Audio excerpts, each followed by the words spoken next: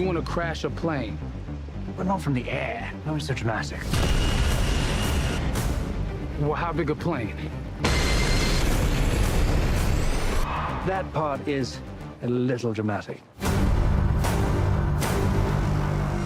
So since we're on the topic of trailers, we're going to talk about the big one that just dropped. The big one. The big one.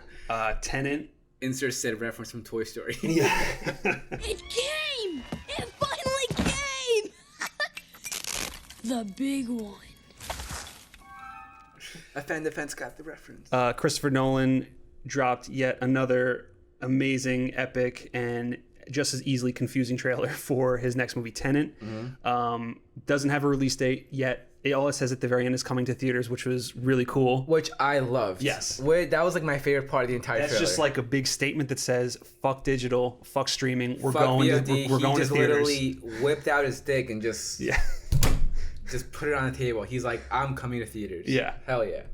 It looks awesome. I mean, we can try to decipher the plot, but I don't really feel like doing that right now. All I know is that it deals with the inversion of time, and time is able to move backwards, and somehow they're able to manipulate it, which looks really cool. Showed off some really awesome sequences. We got to see more of Robert Pattinson, which we didn't get a whole lot in the first trailer. We saw more of his character here, which looks like he's going to be kind of playing the right-hand man to John David Washington's character. We got to see Kenneth Branagh as the villain, which I know you didn't know he was the villain. I did not know, no. But yet he's. Did you know that? I did know that, yeah. But you get to see some of him here, and I always mispronounce her name.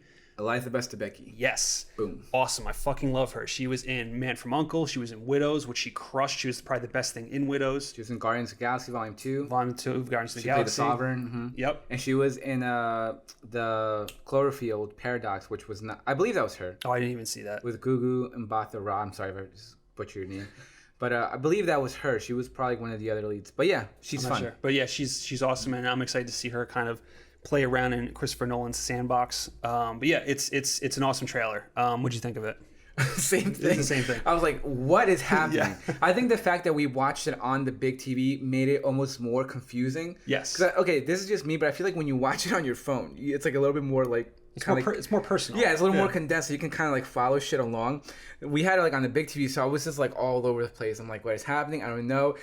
And some of the like from like the director of like The Dark Knight and Inception. That was Dunkirk, so cool how they did that. It was awesome how they did it, but like it just threw me off every time because it was like new footage. Right. Well, not new footage, but like footage of which is interesting. Of his, I don't think anyone's ever done that. I don't think so either, which is really cool. It was almost like a backdrop of Dunkirk, of Dark Knight, of Inception, which is like really cool. Which is basically like you're selling them on Nolan. Like right. That's what it is. But you're like watching the trailer and you're like, oh shit, that's cool. All right, back to trailer. Oh shit, that's cool. All right, back to trailer. Oh shit, like so your mind's just everywhere. Like I have no idea what's going on, but it's very reminiscent to the Inception trailer when we first got it and we saw like Joseph Gordon-Levitt running with like the hallway like spinning and all this shit, and you're like, you have no idea what's happening, but where do I sign up? Right, exactly. Pretty much what it comes down to. The other cool thing too was John David Washington was talking a little bit about it. And one of the interesting things that he said is that what Christopher Nolan does in Tenet is going to dictate the next 10 to 15 years of filmmaking. Really? So that just goes to show that Chris Nolan is yet again just pushing that boundary. Which is what he and I just love how he just... But the thing about him is just that he just does so much different genres. He works in like a wide range of films and I feel like when you do that, you just keep your juices fresh. Mm-hmm. You're like, all right, I'm going to step away from this and do something different. Step away from that, do something different. And that way you're always got your creative juices flowing. You always have like a new sort of perspective on a new story that you want to tell. And he steps away from his projects for a while. Like, he takes breaks in between, which is smart. And Nolan is just, at this point, he's probably going to go down as definitely one of the best directors of all time. Yeah, I definitely say he'll go down in the top 5 for sure. You need to relax. And I can't I'm so excited for this movie. I have no idea what's happening right now. No idea what's going on. That very first shot of the water going back was very Titanic-ish. Yeah. And I'm like, even like the color scheme of like the Titanic, like the burgundy and the black. Yep. I'm like, what is like my brain was just like catching all these other little things that made no sense. And also something that I thought was interesting. We're way past the 1 minute mark. I don't care. This is not a 1 minute topic. We give Chris Nolan more time than 1 minute. Well, I mean, it's Nolan, so time. Is it even 1 minute? Is it even 1 minute? Who even knows? But something that I found interesting about this trailer was that it was a little bit more lighthearted and had more humor. Like there was like the Robert Pattinson when he's got like the teapot, like when he's doing like the liar moment. Yeah. When he's got like teapot Which can we talk about that for a second? Because I loved how there was a moment in that trailer where you're like, what the hell's going on? And then it even cuts to Pattinson almost saying what the hell's going on, and John David Washington's like, you got to keep up. You're not shooting the bullet, you're catching it. Whoa. Well, I've seen too much. Well, we'll try and keep up. I fucking love that. That was so good. Yeah, so it's like that, and then at the end when he's like, more like all these kind of like light humor kind of moments that I believe we got like 2 or 3, which isn't very Nolan-esque. Like I know for the Inception trailer we had like you gotta dream a little bigger, darling. Like we had that, but this just like this trailer, the first trailer was very serious, and the score was very like ominous and like more brooding, like in traditional Nolan style. This was more kind of like almost like a orchestra full kind of score. Yeah. And I'm still processing the score. I still don't know how I feel about it just yet. I like it, but I don't know if it worked well with the trailer. See, I actually, the more I watch the trailer, the more I like it. Yeah, and I'm also like that too. And I'm also wondering like if that is a snippet of Ludwig's score. It has to be. It has to be. That's what he always does. Right. He always takes the score and he puts. That's what I'm saying. So like, yes. So we got that first one, and I'm like, this is definitely a score for the movie, and it's right. Like it's such a fucking Nolan score. Yes. Like when you hear it, you automatically think like, yeah, it's Nolan score. It's Nolan score. This one was different. Like I said, obviously makes sense because Ludwig's involved. It's a different composer, other than Zimmer, which we've gotten used to over the past like 3 or 4 films. This is a little more different, and you're kind of processing it because your brain, at least for us, because we're fucking nerds, your brain is kind of processing like, okay, this is definitely a different score.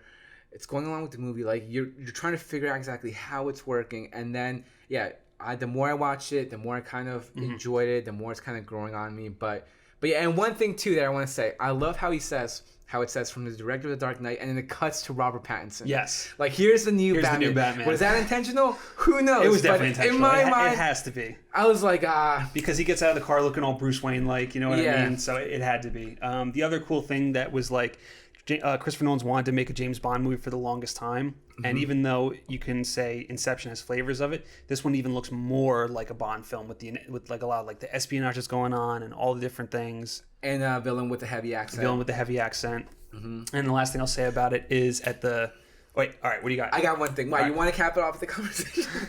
You're like, Martin, I want to get the last word in here. All right, you get the last word in here. No, you say you want to get. You can get the last word. All right. So what do you want to say?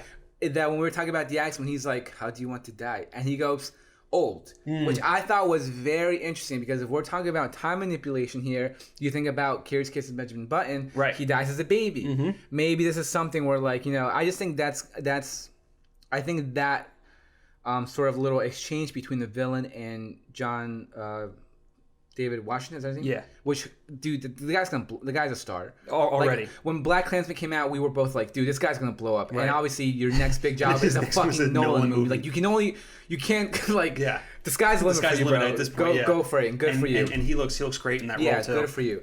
But yeah, like that little exchange between him and John David Washington, like I feel has a lot more context or more weight, I would say, than people probably people just didn't even process that. But us, we're losers, and we just watch the shit over and over again. So we kind of pick these things up. But yeah, that little exchange, like on the 47th viewing of the trailer is when I picked that one up, and I'm like, I was like the Leo. I was like, here I come. Oh, here I come. Oh. And then the last thing that I wanted to say about it was how much. Like it's almost become kind of a running joke about how there's always a character in a Nolan movie that's supposed to be Christopher Nolan. Do you know about this? No, I don't. Okay, so it's not in every movie, but in some of them, there's almost like the character it kind of looks like Nolan a little bit, and it's kind of almost like you kind of feel like that's just the director putting him in the movie. So like in Memento, it's kind of Guy Pearce. In Inception, it's Leonardo DiCaprio. Guy Pearce doesn't look anything like. Oh, maybe at the time. A little bit. Yeah. And then. In this one, Leonardo, 100%. Yeah. Even like the suit with the belts. That's what I mean. 100%. Yeah. This one, it's Pattinson, 100%. At the very end, when he's doing the whole thing with the plane, which cracks me up every time I watch it now. Yeah. He's got like the suit with like the scarf on and everything. I'm like, this is supposed to be Christopher Nolan, and it's amazing. Absolutely hysterical. I love it. Yeah, I can't wait for this film. I mean, excited. Hopefully it comes out in July. If not, it'll be August, because the report that I read was that if the theaters aren't ready to go by July 17th, it's going to move to August 14th, which is Wonder Woman 84 spot. And then Wonder Woman 84 is going to push all the way back to Christmas. It's going to take Dune's spot, and Dune's will get bumped to 2021. Which is a lot of shuffling, which it sucks, but I mean, it's at least we're getting it's like them. pros and cons. Like it's like you were saying before, which you made a really good point, that if Wonder Woman does get pushed to December, it's going to dominate. It's going to dominate. It's going to make so much money.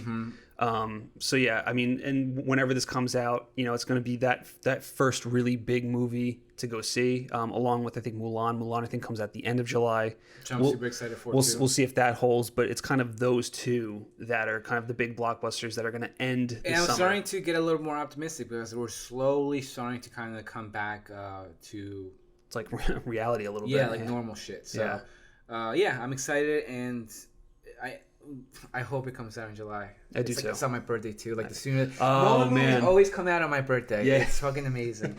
Because he loves that like mid smack dab summer spot. It's like a prime. It's a prime spot. Yeah, bro. Because only prime belongs there. But yeah, can't wait for the movie. So excited.